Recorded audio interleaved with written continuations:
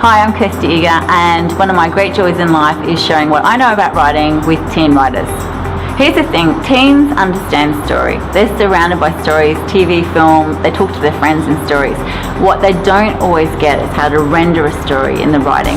The problem is that teens think so big in terms of character and world building and plot that when they're asked to reduce it, which is what often happens at school when they're told to write a 1,000-word story, they get overwhelmed because they've got this huge big canvas in their head, but they somehow have to funnel that down into like a neat 500 to 1,000 words.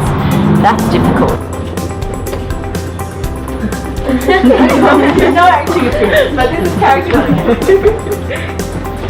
That's a different character to character 2 who walks into this space like this.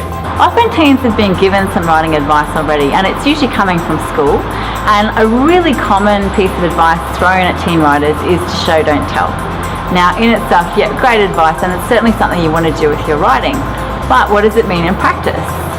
So in the workshop, what I try and do is actually get them to work through what that really means. And the way I do it is I perform a series of actions, and I ask them to deduce from those actions character.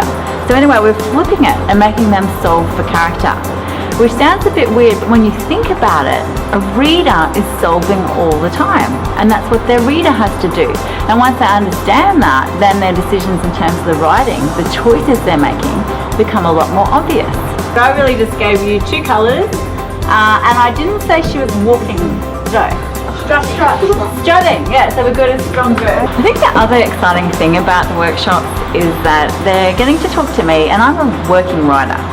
So I understand why it is that people run into trouble when they're doing their first draft. And they sort of start really strongly and then they run out of enthusiasm for it. Well, I know why that is. And I can take them through my drafting process, and I show them my first drafts, and they can see how a story evolves from first draft, second draft, third draft.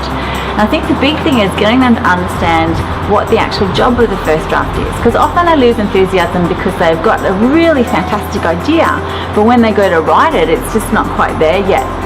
And it's not the same thing as sitting down and plotting a story out, because to my mind really that leaves no room for happy accidents and fun in the writing. But it means that they have a point to aim for, they know where the story is going and why, and then they're just working out how to get there in the writing. And it just makes it a lot more spontaneous, a lot more fun, but it also gives them faith that they've got some sort of blueprint to get to the end.